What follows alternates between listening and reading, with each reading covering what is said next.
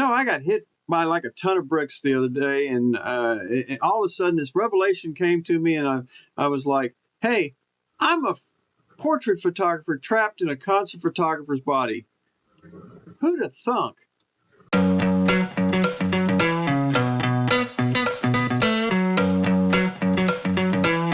Robert Maxfield. I'm a concert photographer in Dallas-Fort Worth, Texas, and have been for a very long time. And welcome to Max Concert Photography, where we talk all kinds of things concert photography related. A lot of this stuff you won't find anywhere else, so stay tuned and check this out. I got looking at a lot of my photographs of some of the concerts I shoot, and I got looking at the way I use light to present my my photographs and my artists.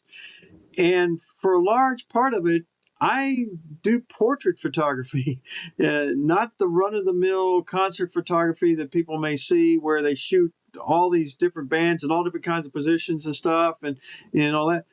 My work tends to be more thought out, meticulous, and it's due to patience. You know, I never really thought about it, but I part of my background is in commercial photography, where I was shooting different things like sporting goods, and I was shooting food and things like that in the past. And I got used to using and manipulating light so that I was able to get the effects on the product that I wanted to get. And naturally, subconsciously, I took this kind of thing and transferred it over to the way I shoot. I shoot concert photography, and I sat back and looked at some of the stuff while printing my concert photos, and I go, oh God, I'll be damned. It's very, very similar in the way it works. So what I'm going to suggest in this video, if you want to find out a little bit about what makes me tick, you might start off by looking at another artist that's out there, a guy named J.P. Morgan, and the way he sets up things for portrait photography and the way that works. And that will show you a lot of the lighting techniques that I subconsciously didn't know that I was actually doing in the background.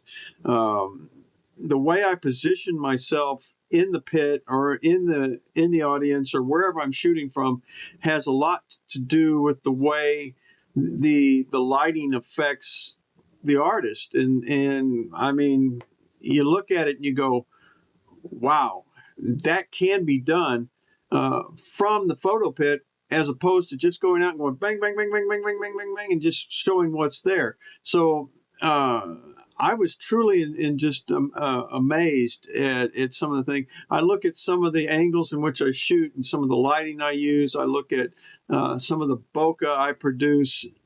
And this is intentional, the way I do these things.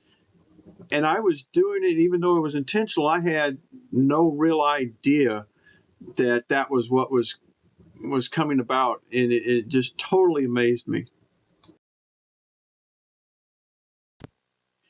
And I know I catch a lot of flack from other photographers, concert photographers out there, because my work doesn't look like the prototypical standard way they think that photographing music should look like. And I'll admit it's different, because there aren't very many people that actually go out and do exactly what I do. And I'm not saying mine's the best or whatever, mine's the best way of doing things, but the work that I do is very different. It looks different, it feels different, and it's presented differently than people that just go out and shoot with a wide angle lens and catch everything going on and all the action. And it's different.